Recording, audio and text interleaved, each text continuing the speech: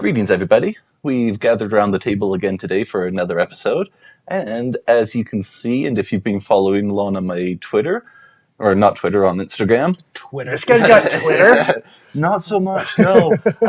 Been teasing the fact that we had some really, really lovely coasters made for us, handcrafted leather by a local artisan.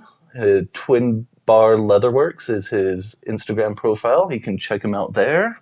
Ryan knocked these things out of the park. Yeah. Yeah, They're looking amazing. Twin Bar did such an awesome job on these guys. Not blown away is the only thing I can say. It so surpassed my expectations of what he could make for us. Mm-hmm. Yeah, Did a really good job.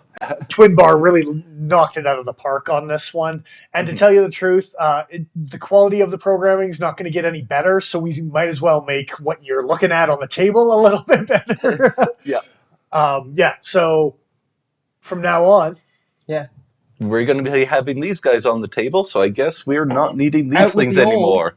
we're getting rid of these bad boys. No need for those anymore. Oh, yeah. Yeah, that feels good. Oh, yeah. Oh. Wait. Does it taste better? Oh, yeah, that beer tastes better on a coaster like that. It does. It really does. You can That really is good. taste the leather through the... That's probly not a good selling Concerned. agent. Like I haven't tried to lick this coaster already. Tastes like mink oil. I guess, pocket drops. Let me lead the show because it's been long overdue. I'm carrying an oldie but a goodie. It's the Benchmade Mini Skirmish. Earlier this week on my Instagram, Paul actually challenged me for my top 5, and I did throw up the top 5.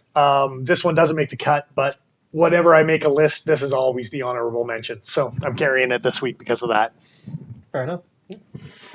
And because I also like titanium frame locks with crucible steel, I am carrying the Sabenza. Surprise! Yay. With ebony wood. Yeah. Kokobo, though. But I'm disgusting, so it's okay. One day we're going to have someone authenticate that Sabenza of yours, I tell you. Came with the paperwork. This week I got something a little more ridiculous on display. Just a little ridiculous. The Cold Steel Frenzy. You may have seen this in one of our giant knife videos that we aired quite a while ago. And It's a giant. It is. Paul decided that he needed a little more giant in his life. Yeah. You know the thing I hate about my helmet splitters is how they don't fold, so that seems like a really great option Right? for convenience sake. It's for when you need a sword, but you need some convenience in your life. Cold steel is a go-to for that, for sure. 100%.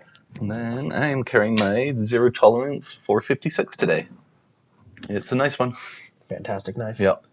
It's a little chunky of a beast, but it's a cool design and I really like it. Beautiful design. Yeah. She's a on that. chunky monkey for sure. Indeed, indeed. Hey, don't get your titanium too close to my titanium. Oh, I don't I'll know. infect it with color. There's going to be a titanium war. Get your anodizing away. As Paul spit takes across the table. All right. My screws are just going to slowly start turning as the episode goes on. It's like that scene in The Matrix where the black goo goes in. Yeah. Careful with Nigel's black goo. Oh my. So today we are having a look at a offering from Ruike Knives, Ruike Knives, however you want to pronounce it. I'm probably just going to keep saying Ruike, but it is the P135. Mixing it up, throwing little Ruike knives in for the mix. Yeah. Haven't talked about these Budget guys option. for a little while. Yeah. I think this knife went really under the radar quite a bit. I think all of a sudden it was just like poof, it was available. There wasn't huge announcements or anything like that. So, and I think it probably is a bit of an overlooked knife. I think more people should have a look at it, which is maybe one of the reasons we're throwing it up today is, Indeed. Well, that's it. Yeah, it's a funky one for sure. As the kind of standard that Ruike's been using so far, it's got the 14C28 and Sandvik steel for the blade, ball bearings in the pivot, and this guy is using 420 steel for the handles. All in all, pretty solid materials and construction. Mm-hmm. Did you mention G10 backspacer? I did not know. Yes, Yeah. and a G10 backspacer in there as well. Just gonna ask about that. And I think not even plastic. I think they did throw in Yeah. some legitimate G10, so you get some impact resistance and not just like something that's going to crack and shatter the first time it hits the ground. You can see like the grain in it. Yeah. And you'd want to expect that, especially from a titanium frame lock, because you expect that the guys are going to probably be buying this are the guys that might have it accidentally thrown on the ground from time to time. So the last thing you'd want is to crack a Some people plastic drop their spacer. stuff. Stainless It frame happens. What? lock. Stainless frame lock. What did I say? You said titanium. Oh, You did. I did say titanium. So at 8.43 inches, it would take the little over 41 million of these to stretch the length of the Great Wall of China. 41 million. How little over 41 million? A couple 100,000. How many people did it take to make the Great Wall of China? That I do not know. If you said a little over 40. Could they have made it faster if they had 41 million Ruike Knives? I think Possibly. so. I think so. It's, I'm curious if you actually like assemble them like brickwork, how big of a section of the wall you could make I with am them. stepping over that wall so easy. Like, that's not a wall. I don't That's a think you're stepping concrete over it. barrier. I think you're going to get cut. Are they open or closed in this theoretical Oh, wall? they're Edge up. open, edge up, beta locks engaged.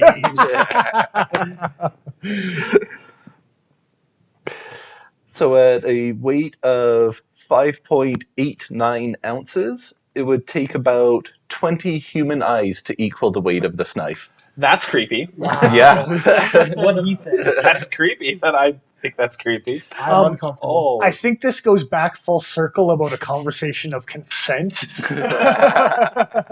There's 20 eyeballs, and I'm pretty sure those people didn't sign up for this fucking test. Don't worry, it's only 10 people. It's all good. They signed a waiver. No, we had to do 20 people just to leave them all one-eyed. You got to give them something. Like, it's their depth perception's just off a little bit now. that's terrible. That's all terrible. You're not the one that's weighing that knife. Like, it's I'm not the one weighing human eyeballs out there. Can you imagine having like one of the tippy scales with a pile of eyeballs and the you get to knife? 19, No, you're like, no, no. almost. We do this like rational humans. You zero out the scale with the container on it, then you put the eyeballs Well, of in course. the container.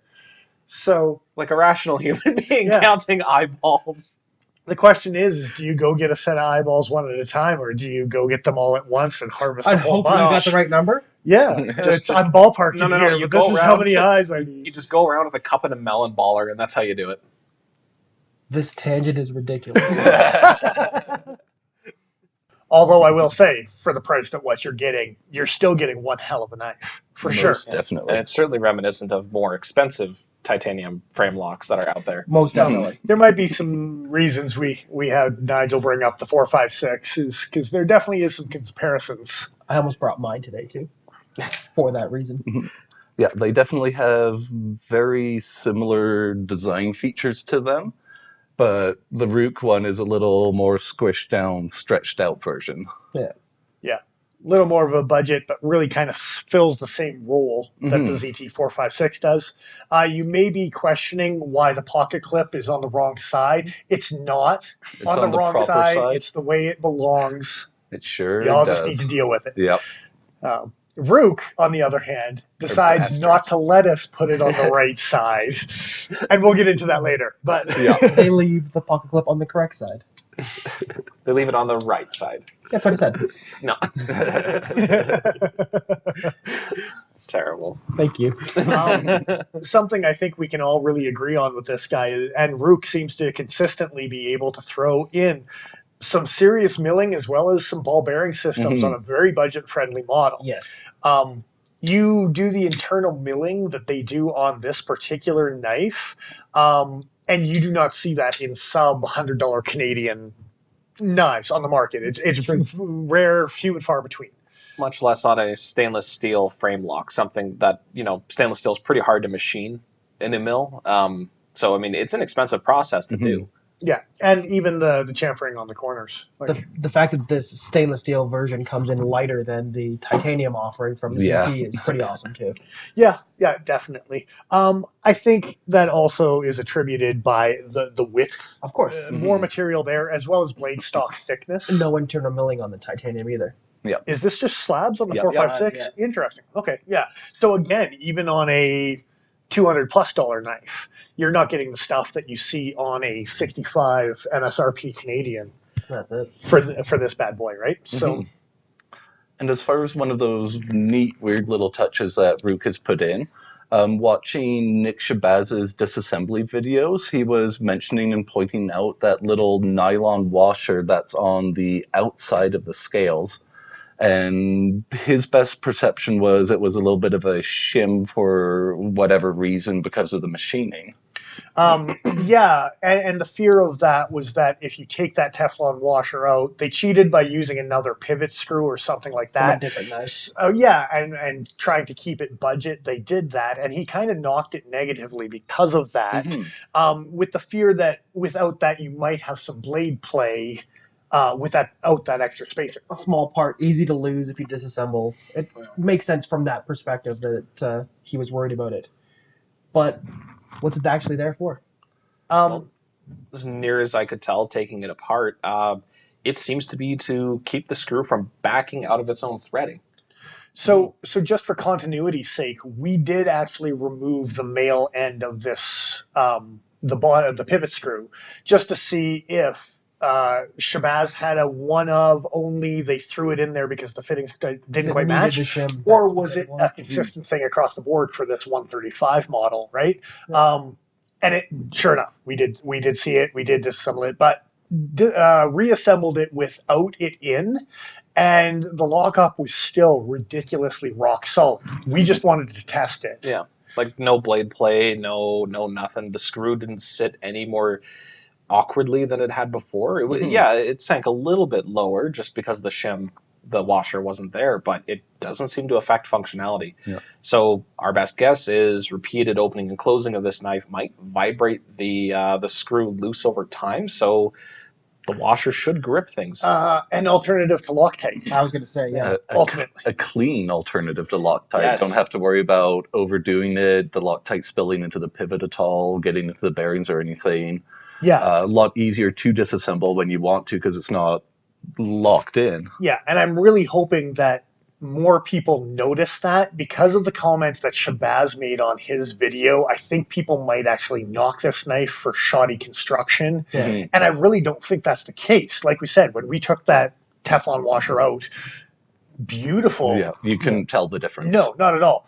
Maybe some centering issues, but even then I didn't notice too much. So, yeah, honestly, I think it's a really smart idea. I think more companies, especially with a oversized Like pivot the large screw, pivot, I think that's a beautiful way to solve crappy Loctite, over Loctite, things like that, right? Indeed. For sure. Another thing I'll mention, deep carry clip. Yeah. Which is nice. Always nice. And then the other nice alternative while we're looking at the lock side of things. Yeah. They call it their beta lock. It's just a little secondary lock that prevents the lock bar from moving over and just make sure that the blade is locked open. Beta or Beta Plus? Beta Plus, I believe, right? I think Joe's right, but yeah. Yes. Okay. Yeah. It's a very nice alternative to some older locking knife mechanisms that may be actuated on their own. Yes. CRKT. Any secondary lock system, I think this is probably one of the better ones. Pretty unobtrusive. One of the other reasons I believe that this is one of the best secondary locks, if you're going to employ that, is also because of the built-in over travel with Yes. that knife as well. And there's a couple other companies that are doing that as well, that incorporate an over travel with your lock bar as well as the secondary lock. But the way that they've got that machined inside, I really like it. The action on it is really no chance of slipping, I guess. It's like that's a really secure in whether you're going to engage it or not, right? So, And it's a pretty positive detent to go from one to the other. Like I don't know how you would Yeah, make that happen accidentally. It's a very deliberate action to to move it. And what I saw on the disassembly is basically the inside almost has like an infinity symbol. So you're forcing a round screw through kind of a middle spot to slide So it and has to lock go it through in. like a pinch point. Yeah. Okay, So, cool. and again, a couple disassemblies online where people have seen that, right? It'd be interesting to see how those wear in over time. Mm-hmm. If that center section wears out and it slides easier, or if it stays nice and solid like nice that. and secure. Yeah. Yeah, So I'd imagine this is probably something that people only use when they're like for sure. in an odd situation, you know. with a flipper, it's got enough of the fiddle factor with just opening and closing. I'm hoping that the fiddling isn't just someone sitting there sliding the lock back and I forth. might. As soon as you said it, I'm like, oh god, that's Somebody's doing that. it's a fidget spinner. For sure. I think we should mention too the fact that just that edge, every time you get a yes. Ruike knife, that edge is just beautifully polished. Paper to cut. So do that. We can, even without the paper cut test. I mean, we will give it a quick paper cut test, but yeah, clean as a whistle, my Yeah. friend. I see no And you burring, You can see the light playing on the edge, like it's a nice polish there. Mm-hmm. Yeah, Shabazz, and I almost agree with him in some situations, almost talks about a over polish in some situations. And I think it depends on how thick behind the edge that particular knife is. Mhm. Yeah. I think if it is a stouter, like the carbon fiber front flipper that Rike has to offer, Mm-hmm. for how small that blade is, for how thick it is, a little thicker behind the edge, a little toothier edge, might have been a little bit nicer. Yeah. But again, even just small use, it'll reduce itself back to that state quick enough. So I don't think it's worth, honestly, complaining about. I think, if anything, it's always going to work in a pro side of things. Yeah. They took the effort to make it a nice screaming sharp edge, and that's going to work in the vast majority of situations. Mhm. So Rike has been doing things pretty consistently in the past. Of like their edge consistency has been unbelievable with the quality of edge they put forward.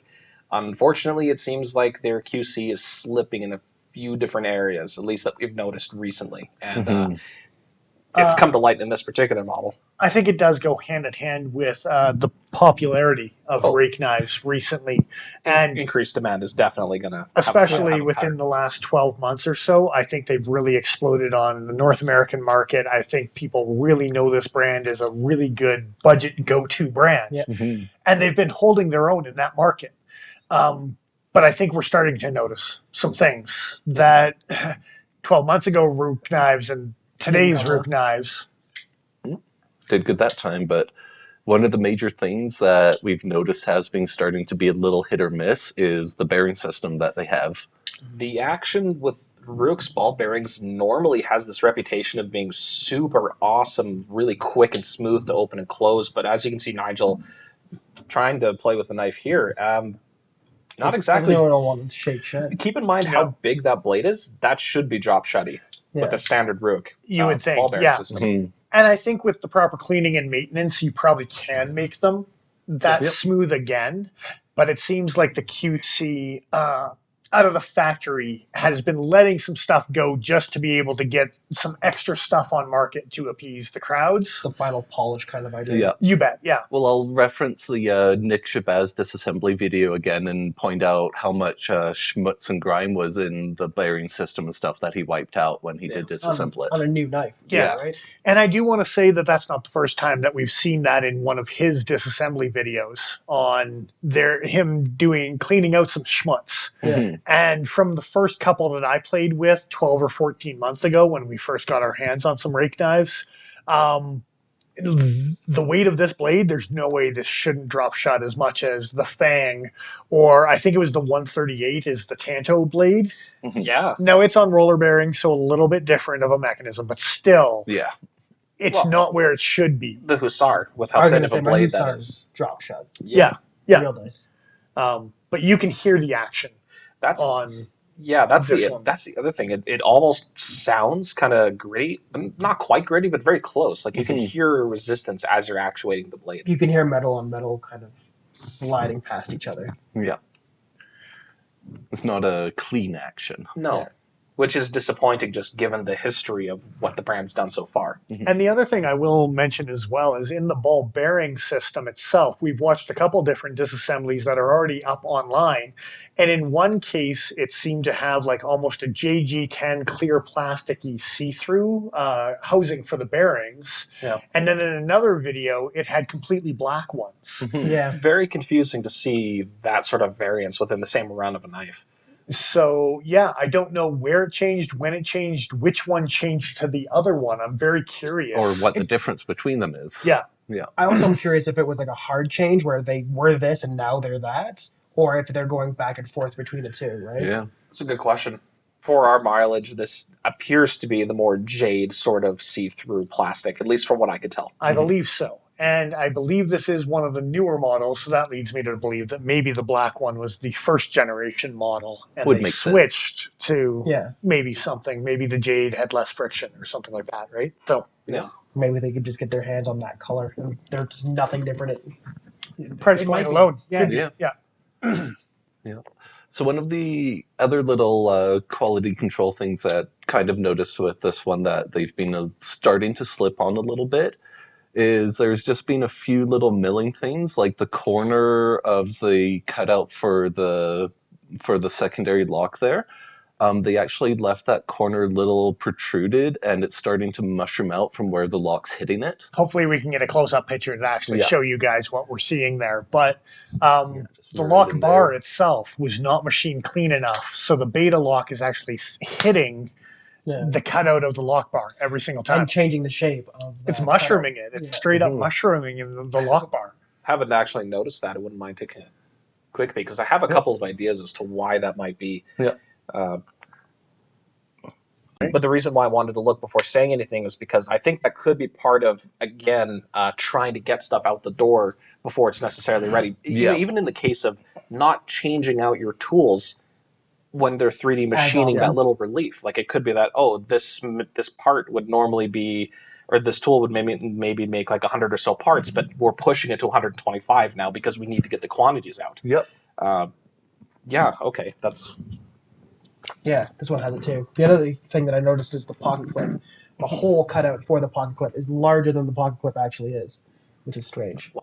Yeah, and I was just kind of curious if that Oh. was to allow a variance in the jig they had for bending the clip over, but that is a very large gap to allow that That's variance. a little bit of an over travel. Now Yeah. that will affect up and down, but thankfully it's not a gap left or right, No. Mhm. which is the more important of the two things. But I'm guessing it probably is to bend the clip, and that's giving you a relief to be able to bend the clip Yeah. properly. I see what you mean now. But Yeah. yeah. Yeah, It's weird, right? yeah, that is weird. It though. is very strange. And again, the small differences, we praise Ruike Knives for having some awesome benefits of internal milling and ball bearing system and stuff like that.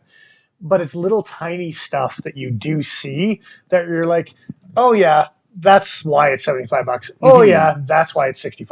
I was Whatever, going to right? say is in a price point like this, it's something I can overlook. Yeah, for Yeah, sure. pretty easily. But it seems like it's starting to slowly be a little bit more things to overlook. Yes, of course. Yeah. More frequent. And for Mhm. the average guy picking up this knife, these are details that they're probably never going to notice, and it's never going to affect the performance of the knife. Yeah. But being that we're all kind of into the fine tooth comb aspect of our lives, we do notice these The things. nerdery. Yeah. And especially because we are doing the channels and doing the full critique and this grading and stuff that we are, like Yeah. I was like microscoping over this sort of thing to find those little details like that. Yeah, definitely a little more critical. So you're Mhm. looking for things that you can maybe deduct this way or that way, Yeah. one or the other. One of my personal negatives, and it's a little more of a personal thing, we have chatted about it before recording, but the fact that the pivot itself is a D-shaped pivot on the female end of things. Although you have two torque screws on the same side, and Paul was saying that it's the same as the PM2, you Yeah. do have torque screws on either side. If you don't know that this isn't a free spinning tool or a free spinning pivot, you have the tendency to take two screws and potentially actually twist them one way or another, damaging one of the pivot Yeah. screws Mhm. unnecessarily because you don't realize. It's definitely misleading. So Yes. I like I understand the symmetry of it, and this art dude over here totally just like bitches if anything's not symmetrical. But having it flush on one side, I think, would alleviate like some cosmetic damage that you're going to do to the face side of the pivot itself, And right? if you need it to be the same on both sides, maybe just a little divot would have been okay. Yeah. But just something where you're not going to make that mistake. Yeah, again, I've seen it on other knives, and if you're used to it, you can kind of adjust accordingly. You were saying, Yeah, if you handled knives like this before, it's for me. I always try and start moving a screw from the right hand side, from the presentation side, and see how that works. And if that doesn't work, then I'll start trying to apply pressure from both sides. Yeah. But that's something I learned because of my paramilitary too, because I almost made that mistake. and I guess you got to put it into a pro category that they didn't Loctite this; they used the Teflon washer. So even if you did think it was free spinning and you started torque on both sides, it will still come One side's going to move loose much quicker. very quickly, and you shouldn't have to worry about stripping. Indeed. But again, I don't know why companies do that instead of just making it plain as day that you don't have to touch that one side, right? Yep. So, One brief note before we jump off from that. More of a design complaint, I suppose, but the fact that this isn't jimped at all, and the fact that it's so smooth, the flipper tab that I'm referring to, I've slipped off of this a number of times. I know, Paul, that hasn't been your experience. I'm a flipper pro. it doesn't seem to be an issue for guys who don't like flippers, and also guys that are left-handed. Especially, pinning the frame lock down, and with something with jimping, even though I might be pinning the frame lock down, I can overcome it when I've got some texture on the blade. Yeah. And I admit that it's something that I'm doing by pinning the frame lock. But when I do that, this particular knife, Slides. I've had more malfunction, like misfiring with this knife than I have with any flipper in a long time because of like the zero jimping on it. And So I can't say that it's really been an issue for me for the deployment. Being left-handed, I find that I'm usually on the actual beta lock there, so I'm not pinching it.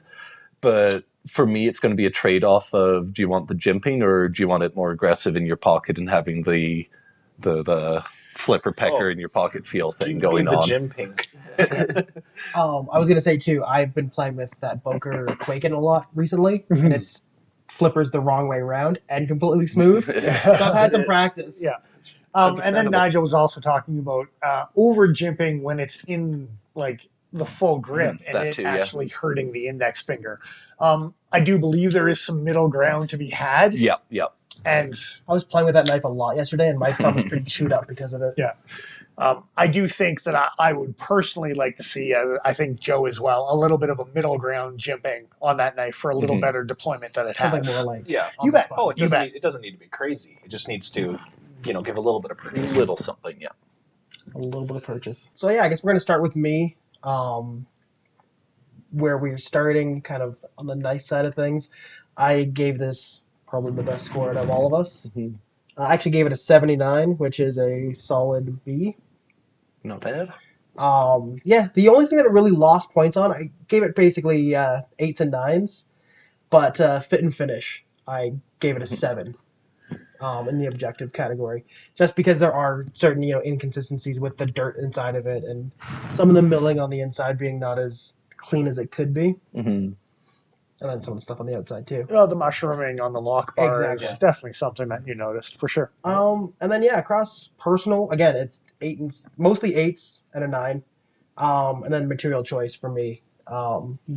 People watching should know by now that I really like titanium and fancy steel, and this doesn't have either of those, so that's kind of where it got a knock from me. You couldn't get it for that price point, but it's personal choice.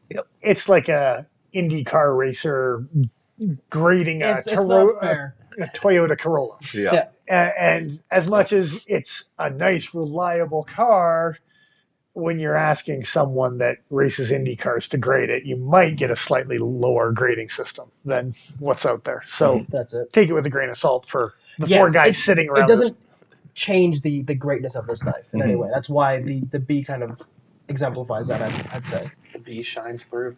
Yep. The B shines through. So I ended up giving this guy a 71, came in at a C. and it's really, really close to the highest score that I've given out so far. So it did good. Yeah. Not surprising that we both have the 456. Yeah. As you can tell, aesthetically, yeah, I like it. It definitely appeals to me for sure. Ergonomics. This thing is really, really comfy. It fits so nice in my hand. I really enjoy it. And I think that's actually something that we can all agree with, whether it's a medium to an extra large hand with 4 guys sitting around the table. I think this knife fits all of us really nicely. Yeah. No complaints on Absolutely. ergos. I think anyone who will pick it up and goes, yeah, that's a good solid knife. Type of, yeah. Main place that it lost out for me was the fit in the pocket. It is a specifically right hand only carry. So as much as it fits nicely in the right pocket, that's the only pocket it fits in. If you're going to miss machine the right side, the least thing you can do is miss machine the left side too. Yep. Jesus. I was going to say, I gave it a really high score for that, but it fit in the right pocket. It fits great. Yeah. So you guys might have been a bit more similar than had. Yes. Well, I actually went as neutral as I could for the pocket ergos. I gave it a 5 because it does fit really, really well in the pocket it was made to fit in. But if it had been able to fit in the left pocket, it probably would have gone like an 8 or a 9 for the pocket ergos. For sure. Understandable, yeah.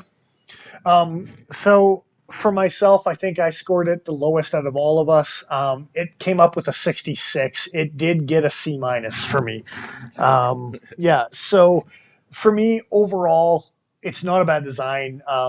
The objective aspect, I actually scored it relatively high, all 7s and 8s across the board. The lockup lost a little bit for me because of the beta lock as well as the no jimping on there type of thing. There were a couple dings that I like. Honestly, a secondary lock I think is a really redundant system if your knife is machined properly. And I truly believe that Rike's knives are machined properly. That this is almost like I'm paying for it, although it really doesn't do anything that I need it to do, right? Non-value adding. Yeah. What lost for this guy is really kind of the personal. And again, like Nigel said, the no left-handed, I'm going to continue to rag on Rike until they start machining at least 2 holes on one side that I can put a knife into the proper pocket. I also ranked it quite low in the pocket ergonomics because of the weight. I know Paul carries a ZT. You can carry an Adamas or a 0620. You've got a 456 that's comparable weight. But honestly, one of the biggest things I carry is a Contigo, and it doesn't quite line up, maybe a little bit over what this guy is. But that's the heaviest knife I'm ever willing to rock. Yeah. So it did score pretty low on that. Honestly, as well as the enthusiasm. It went under the radar, and it did kind of grab my attention. It's like, oh, where did this knife come from? But then it came in stock, and I think it did lose a couple more points after I slightly got excited about it, and then I kind of less got excited over I saw the weight and the action. And I didn't know about it until I saw it on the shelf, and when I saw it on the shelf, I really liked it. I think Dennis and we're really in the same boat. I gave it a C, scored it 70. Yeah, across the board for objective, 7s and 8s. But yeah, it lost out in my. For me, the flipping action is just not there. And I'm not going to say that it's because I've been spoiled by ZTs with amazing flipper actions and other knives like that, but because I've handled things like, I'm blanking on that, but lots of cheap Kershaws with ball bearings with actions much better than this. Is even just in comparison to Ruike stock from like 8 months ago. Oh, geez, is it the 105, the Fang, the blue striped Fang? That one was awesome when it first came in. Still a pretty good action, even when you're playing with the new ones off the shelf. But that's what I expect to see with a blade this thick. And for a knife this heavy, my enthusiasm just went right down. I have knives that are heavier that I carry regularly, but I don't know, something about having an all-steel handle that's this heavy, even with that much milling, it just doesn't sit well with me. And it wasn't that it was uncomfortable in the pocket, more so than it's huge, it's heavy, it doesn't have a lot of traction on the sides. Not that I really think it needs to be overly jimped, but I would have appreciated something that made it feel a little bit more secure. So that's kind of where it lost out for me. But I can see people who enjoy a heavier stainless steel frame lock really liking this knife. Yeah. And it's still using 14C, so it's going to perform. It's not like it's materials I dislike. I like 14C. I like steel. It's just, In applications. yeah. All right. So all four of us, mediocre grade for what should be a good option for a budget knife. I don't know if a B is a mediocre grade. Well, no, honestly, like you gave it above average. Yeah. Yep. So Well, I think just kind of looking back at our other scores, this one is definitely, if we average out all four of our scores, this is one of the highest scoring ones that we've had so far, I think. yeah, honestly, I think well-rounded. It's still a good built knife. Just some things that could be Again, fixed. 7s and 8s and objectives for both of us. I mean, like it's a well done knife. It's my personal preferences maybe suck for this knife is all. I think honestly, the only reason that this knife was a low-scoring knife is probably because of some personal preferences, not the execution of the knife itself. Barring a few minor things that maybe when Ruike increases or Rike. I was going to say Rike for the whole video. Maybe when they increase their production capacity, maybe they'll be able to do things like making sure that, hey, the ball bearings are working correctly. There's no weird machining marks that have been left or, stuff like that. Once they catch up, I think we can start to expect better quality across the board. So yeah, that pretty much rounds out what we have to say about this little guy. Definitely check it out. For us here, we were able to check it out through the Cutting Edge Cutlery Company. Once again, thank you very much for lending this out to us for the review purposes. Yeah, I always appreciate them letting us play with some knives and taking them for a review for a day or two in good trust, and we really appreciate that. Yeah, and then also make sure to, once again, still go over to Nick Shabazz's page and vote for us on his little contest that is running. It's still currently going for the small-time little YouTube channels just to help expose all of us and grow the channel and grow the community as well. That's it. Yeah, for sure. It's good for all of us just to check out the small-time guys that Shabazz has got going on. And, I mean, I think we need one more, last but not least. This man right here. Twin Bar Leatherworks. Thanks for the new coasters, my man. Blown away is an understatement. So happy with the work that you've done. And hopefully we can get these started in production and other people can enjoy them as well. Yeah, let us know in the comments how you like these things. Yeah, we are kicking around the idea of merchandising these and a few other products. So, yeah, give us feedback and let us know what you'd like to see. Never thought I'd be excited for coasters before, but holy crap, these are actually pretty awesome, guys. They're amazing. Nice. Own personalized stamp on the YouTube community and the knife community. So yeah. That being said, this is Nigel the Smith signing off. I am who I am. I'm Dennis Vipers. I am the Iron Joe. Exile.ca. And we will see you again next time. My beer is lonely.